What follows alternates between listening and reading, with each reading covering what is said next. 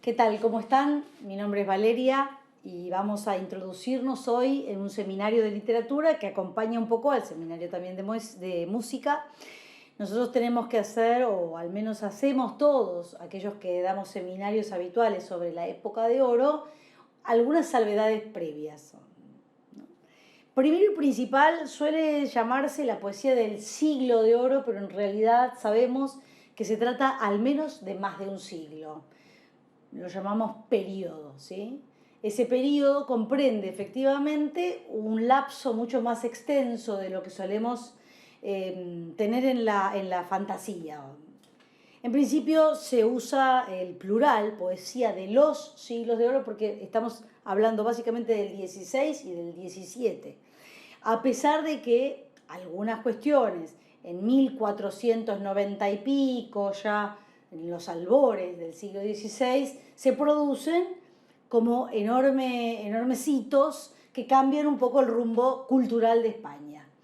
En principio vamos a hacer la aclaración de que este plural abarca, insisto, más de un siglo, que suele ser subtítulo obligado de cualquier seminario literario acerca de este periodo, de Garcilaso a Sor Juana o de Góngora a Sor Juana, y tenemos que explicar por qué ese proceso o ese corte.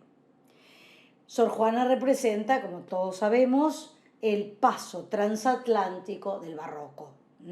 Fue una gran estudiosa y una gran estudiante y discípula de estos maestros, y efectivamente trasladó a la corte mexicana o a la México colonial toda su sabiduría española. Así que su formación en estos maestros hizo que luego esto pasara a América de manera bastante fluida.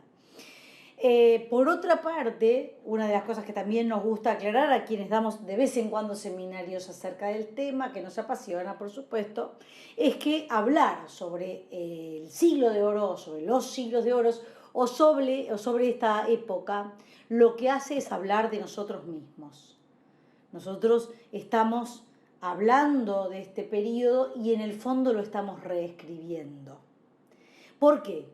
Por la importancia del lenguaje que nosotros le damos a este periodo. Nosotros creemos, y es casi ineludible el señalamiento, de que el que vuelve a este pasado tan estimulante y tan interesante como es el pasado de la época de oro, en algún punto está hablando de nuestro presente y de nuestro porvenir lingüístico. Y nosotros por eso siempre creemos que este tipo de época señala también nuestro presente y lo enriquece. Para algunos investigadores, la época de oro comienza en un tiempo muy particular, con 3 hechos que nos pueden interesar más o menos, pero que efectivamente son hitos. La publicación de la gramática de Nebrija, que era, digamos, como en su momento los reyes católicos protegieron muchísimo a esa España abierta, que se proponía ser pionera en muchos aspectos. La gramática de Nebrija es precisamente uno de ellos. Luego, claramente, el descubrimiento de América o conquista del continente americano o las Indias occidentales, que efectivamente representan para España un momento único, que aportarán pujanza económica, política, sobre todo económica, y que harán que esa famosa frase que luego circule por Europa, ¿no? España posee la vaca y toda Europa toma la leche. Esa famosa frase que algunos historiadores señalan no es una frase menor y no señala ningún detalle. Eran los barcos repletos de la plata de Potosí que arribaban a los puertos españoles y que hacían que España tuviese en su momento este esplendor geopolítico y económico como nunca antes había conocido España. Así que para nosotros, en términos literarios, básicamente esta época es un antes y un después. tanto en el Renacimiento como en el Barroco, pero sobre todo, porque son sus dos etapas, pero más que nada porque cuando hablamos de ella, reescribimos nuestro presente lingüístico. Eso para empezar. Y segundo, porque el tercer mojón o el tercer hito de comienzo es la publicación de las coplas de Jorge Manrique, esa famosa elegía mortuoria a la muerte de su padre, que consideramos humildemente, algunos al menos, como el comienzo literario real. Manrique cambia el tono, incorpora motivos y rompe claramente con muchísimos tonos medievales que, por supuesto, que había todavía en la literatura de ese momento, ¿no? Ahora, recordemos eso, básicamente los reyes católicos habían dejado una España muy abierta, que ahora, cuando recorramos un poquitito la época, encontraremos que España se va paulatinamente cerrando, con Carlos V y con los sucesivos reinados de Felipe II, III, etcétera, etcétera. Así que con Manrique tenemos una elegía muy interesante que introduce obviamente varias cuestiones. Por vez primera, él decide que la muerte de su padre no significa solamente la muerte de alguien querido, que ir al cielo o lo que fuera. Él establece básicamente que su padre puede ser comparado con otros muertos ilustres. Ya eso es bastante más laico y más moderno de lo que creíamos. Luego, la inauguración de motivos que luego serán, por supuesto, llegarán a su punto culminante con otros escritores, pero que es Manrique el primero que lo señala. Por ejemplo, ¿no? El poder igualatorio de la muerte. Esto no es, ya dista bastante de ser medieval. La inestabilidad de la fortuna, la fugacidad del tiempo, la inestabilidad también de la belleza humana y de las ilusiones humanas. Esas inestabilidades básicas son típicas de la era contemporánea o de la era moderna.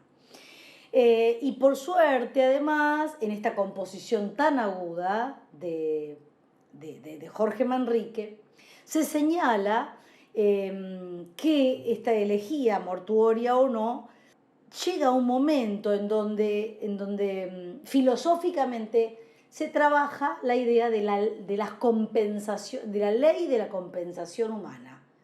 No todo el bueno irá al paraíso, no todo el malo irá al infierno, pero que en todo caso esas compensaciones son puramente humanas, por las acciones que ese sujeto haya dejado en vida. Eso es muy interesante. Las coplas de Manrique empiezan de una manera emblemática y que de seguro tienen una actualidad que suena abrumadora. Recuerde el alma dormida, avive el seso y despierte contemplando. ¿Cómo se pasa la vida o cómo se viene la muerte? Tan callando. Cuán presto se va el placer y cómo, después de acordado, da dolor. Cómo a nuestro parecer cualquier tiempo pasado fue mejor. No es casual el comienzo de las coplas así, de las coplas de Jorge Manrique, y yo creo que tienen una actualidad abrumadora para nosotros, para los que pensamos a partir de ahora en el comienzo de una época especial o de un periodo histórico en música, pintura y literatura sobre todo, ¿no? Pero en nuestro caso, para pensar este nuevo comienzo de las letras castellanas, que creemos que es un momento único. Insisto entonces, no lo vamos a llamar siglo de oro, sino siglos de oro, y para nosotros quizás edad o época sean más adecuados, ¿no? Hablamos del siglo XVI y XVII, pero insistimos con esta salvedad de Manrique en 1480.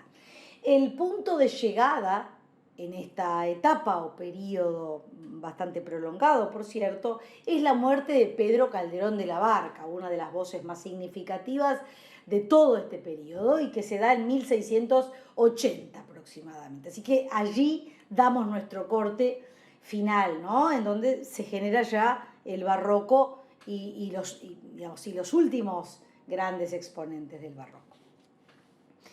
Estos para nosotros son simbólicamente los hitos de comienzo y los hitos de final. Pero nunca, por supuesto, en literatura nunca es todo tan lineal. Va de la mano de la política, va de la mano de los tronos, de tantos nombres propios que vamos a señalar ahora, aunque sea al pasar, y que por supuesto básicamente se marcan con el abandono de una España abierta y muy cultural, como la que habían dejado los reyes católicos. Comienza con este enorme descubrimiento de un mundo absolutamente desconocido para España, y con la asunción en el trono de Carlos I de España o Carlos V del Sacro Germánico Imperio, que es 1517. Entonces, esa fecha nos parece importante en términos políticos y da inauguración a muchas otras cuestiones, muchas guerras, etc. Esto, por ahora, al menos en los primeros años del reinado de Carlos, que por supuesto estará muy ausente, la que reinará será su madre, pero en todo caso él, guerreando y todo, se asegurará que España todavía tenga muchísimos contactos con la cultura flamenca y la cultura italiana, ¿no? Así que en ese sentido nos parece que esta edad de oro tiene que señalar estas cuestiones históricas primero, para entender un poco el contexto, y luego dividirse en dos etapas. El Renacimiento suele coincidir con el siglo XVI y el Barroco con el siglo XVII, al menos en literatura, ¿no? Incluso con la decadencia de cierta dimensión española que vendrá en el 1680 y pico, etcétera, etcétera, y de la cual, de esa decadencia, se hará cargo básicamente la sátira, la política y el humor que imprimirá Quevedo a su producción literaria, ¿no? Así que será en ese lapso o en ese periplo en el que nos vamos a mover. Esta hegemonía española en Occidente, de una España abierta que empieza a cerrarse paulatinamente, tendrá, por supuesto, una ventaja enorme, la pujanza económica de esta nueva monarquía, el predominio sobre América, el vencer al reino moro en Granada para dejar atrás una etapa, pero también la dimensión histórica tendrá que ver con el acceso al trono de Carlos I, ¿no? Carlos es elegido además, cuando hereda de sus abuelos, de Maximiliano y de María de Borgoña, creo que se llamaba María de Borgoña, estos abuelos tan poderosos, hereda una cantidad innumerable de territorios, con lo cual Carlos I será efectivamente emperador y será, uno de los reyes más poderosos del planeta en ese momento, ¿no? Generará incluso envidia en otros países. Hasta Maquiavelo señalará la pujanza extraña que presenta España en esta época.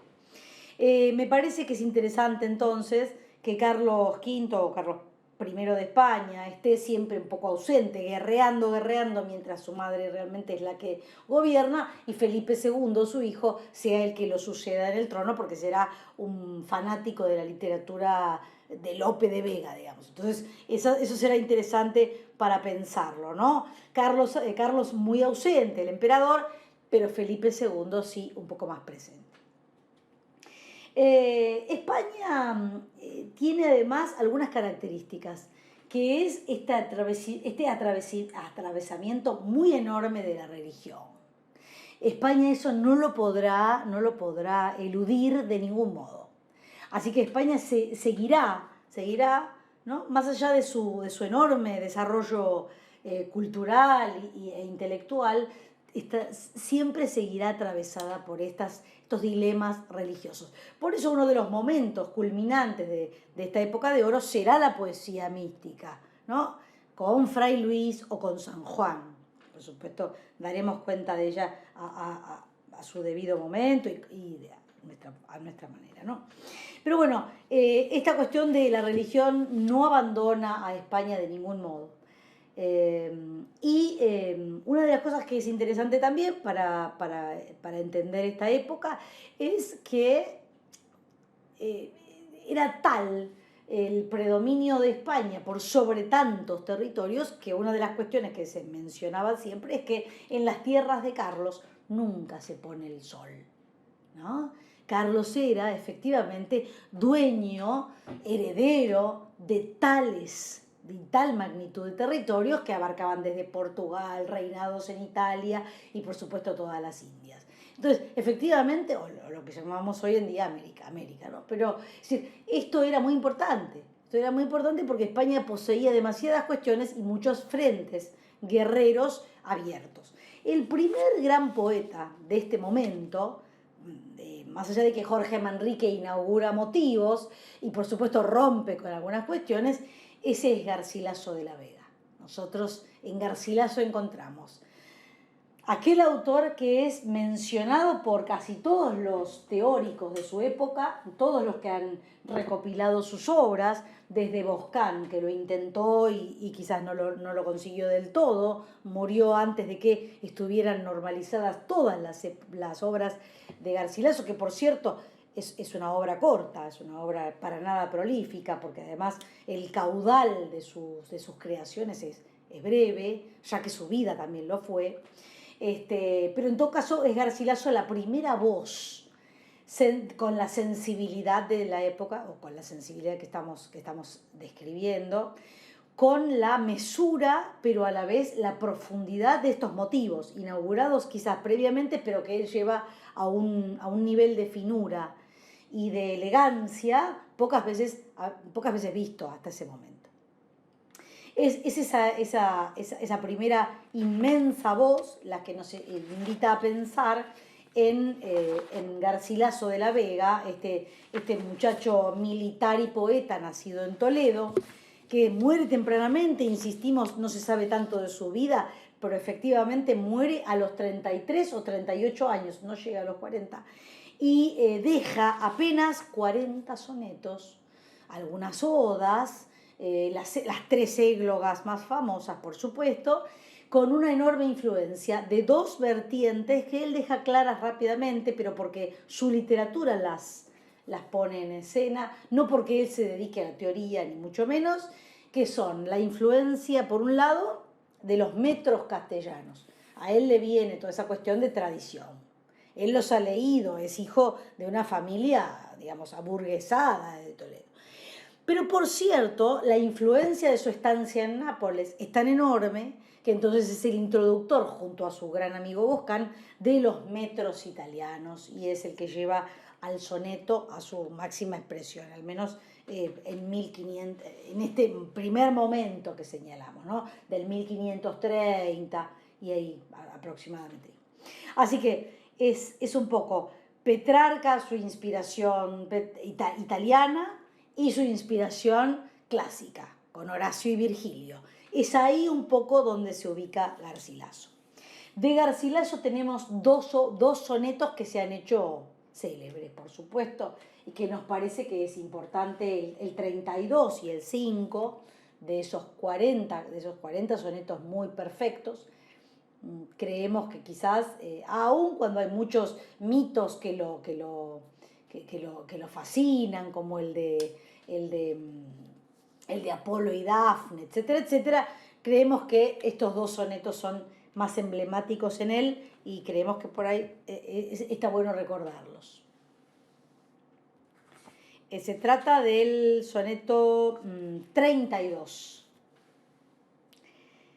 Estoy continuo en lágrimas bañado, rompiendo el aire con suspiros. Y más me duele nunca osar deciros que he llegado por vos a tal estado. Que viéndome do estoy lo que he andado por el camino estrecho de seguiros. Si me quiero tornar para huiros, desmayo viendo atrás lo que he dejado. Si a subir pruebo en la difícil cumbre, a cada paso espántanme en la vía ejemplos tristes de los que han caído.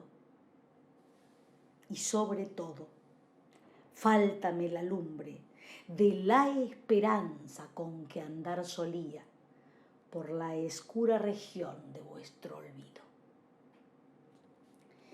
Este es uno de los sonetos más elegantes y más perfectos de Garcilaso. Y creo no ser redundante si menciono que en este soneto se da quizás lo más interesante de la poesía amorosa de Garcilaso. Idealizar a la amada de modo tal que ésta figure casi como una cumbre a la cual, por supuesto, suele ser inalcanzable. Además de la idea de la cumbre, hay una idea de asunción, que es muy religiosa todavía. Son resabios religiosos que están en la poesía amorosa de Garcilaso. Y por otra parte, lo más interesante me parece, de este soneto, es la desesperanza en la que se encuentra el yo lírico, diciendo que en el momento en que intenta esa asunción, lo descorazona ver todos los ejemplos de los que ya intentaron y cayeron, ¿no? Eso me parece fundamental. Por último, ese camino es muy estrecho y muy complejo. Es un camino moral, además de amoroso, claramente. Y también, por supuesto, tiene todavía, insisto, resabios religiosos, ¿no? Porque la amada también simboliza el alma humana a la cual queremos todo el tiempo, o ese espíritu queremos todo el tiempo alcanzar. Este trayecto hacia la cumbre es inútil, es vano en Garcilaso. Es la imposibilidad del amor lo que lo torna fino, sensible y elegante, como nadie. Se llamó el príncipe de los poetas españoles. ¿Por qué? ¿No? A alguien que inaugura un periodo y que apenas escribe 40 sonetos, recibe finalmente, después, años más tarde, de la crítica, ese interesante título del príncipe, ¿no? El príncipe de los poetas españoles. Y por otro lado, es interesante, me parece, que la esperanza se ha vuelto completamente oscura. Falta la lumbre para seguir el camino, ¿no? O para intentarlo al menos una vez más. Entonces la desesperanza es finalmente el último verso de este soneto. Me parece que este soneto es central para recordar a Garcilaso y su poesía. Hay otro con un tono, por supuesto, mucho más maduro, si se quiere, pero en todo caso, siempre en esta poética amorosa de índole italianística y petrarquista que fue la especialidad de Garcilaso. Escrito está en mi alma vuestro gesto, y cuanto yo escribir de vos deseo, vos sola lo escribiste, yo lo leo. Que tan solo aún de vos me guardo en esto.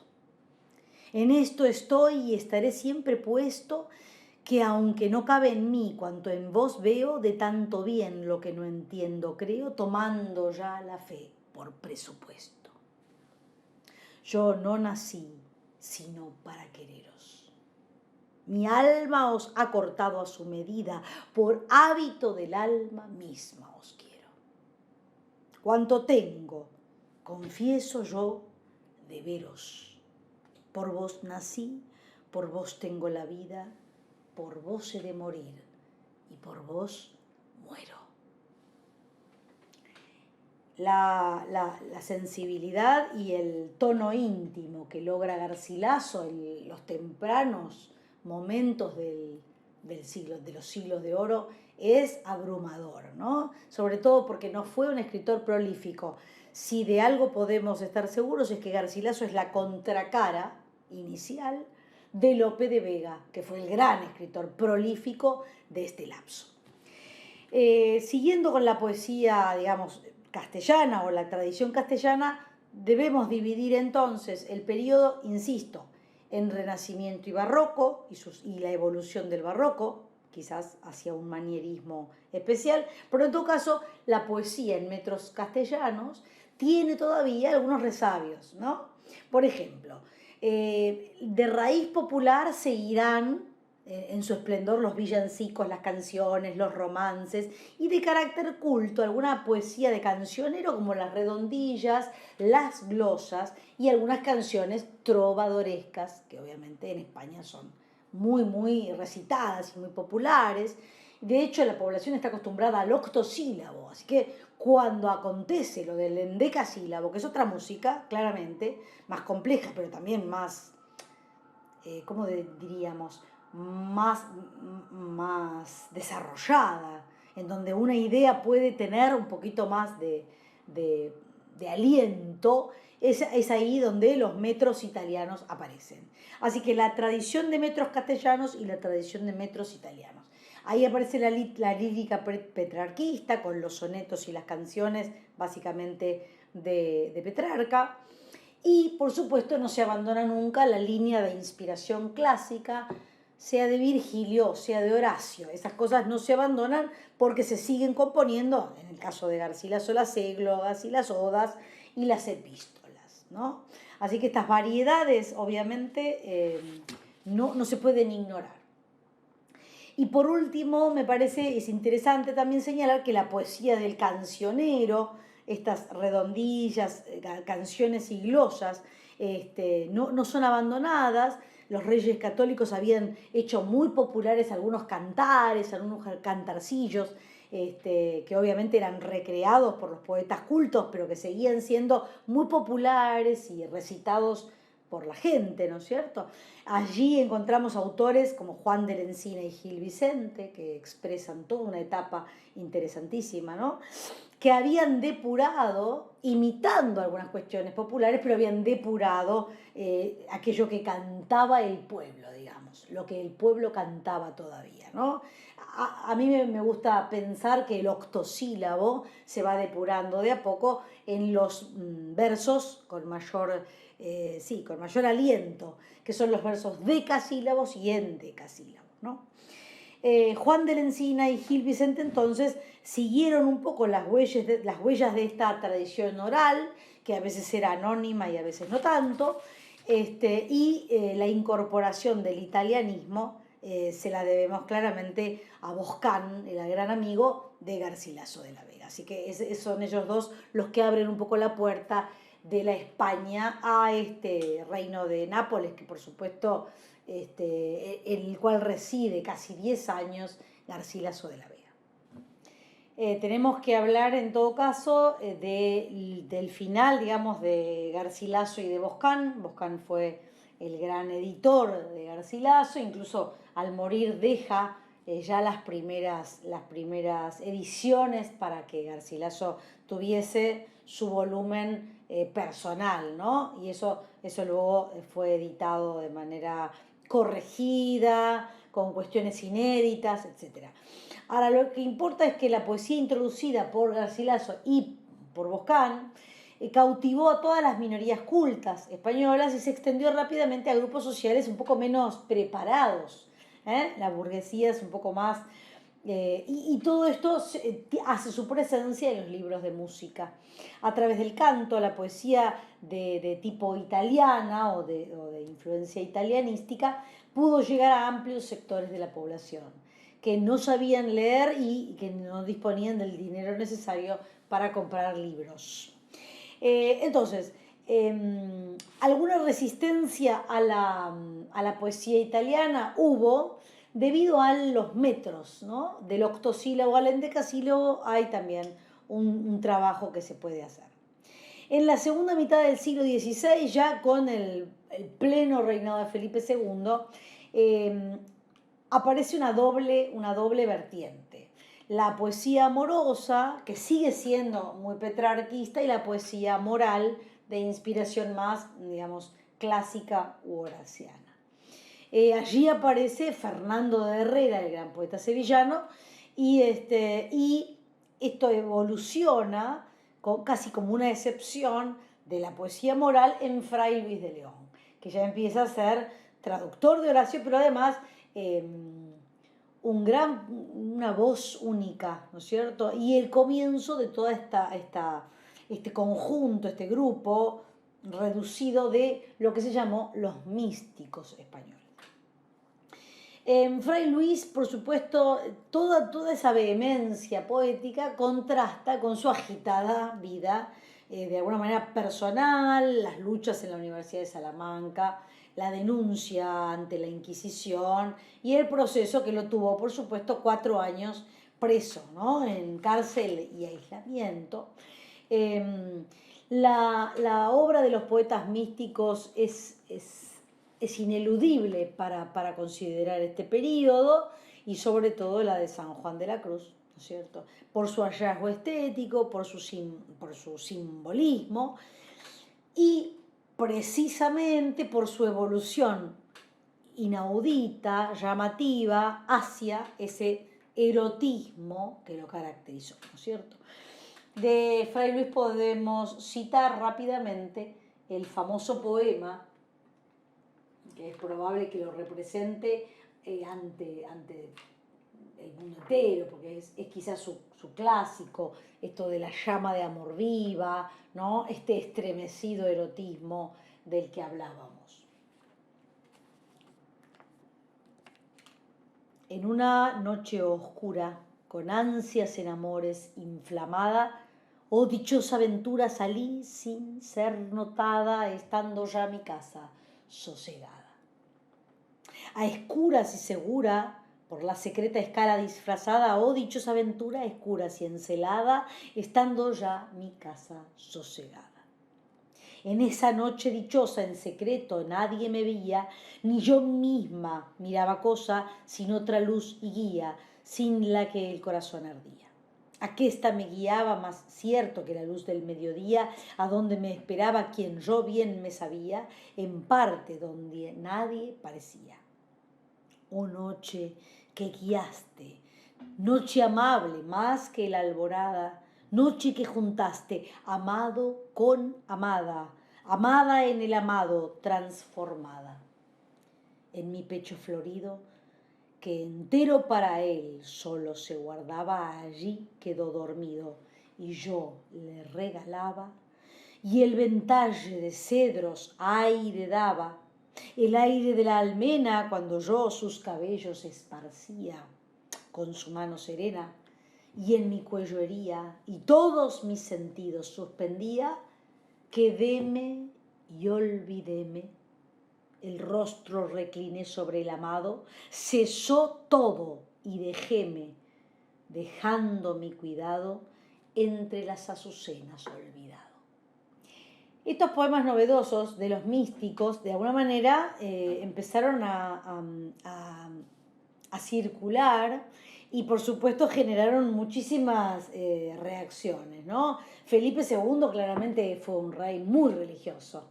Y además hablábamos de el progresivo cierre de esta España, ¿no? Que por supuesto estaba en su auge político y económico, pero este cierre se debe a la cuestión religiosa. Felipe II claramente hizo este corte un poco, ¿no? Entonces, efectivamente, la nueva generación, que eran Lope de Vega, Luis de Góngora e incluso Cervantes, Juan de Salinas y otros, es una generación de veinteañeros que están leyendo a estos clásicos ya, ¿no? Por otro lado, de alguna manera se producen algunos romances de tipo pastoril y otros de tipo morisco que también aparecen en este momento, ¿no? Y bueno, estos jóvenes muy cultos, entre ellos Góngora, hacen romances de alguna manera formalmente nuevos, pero con motivos todavía antiguos, pastoriles y de tipo morisco.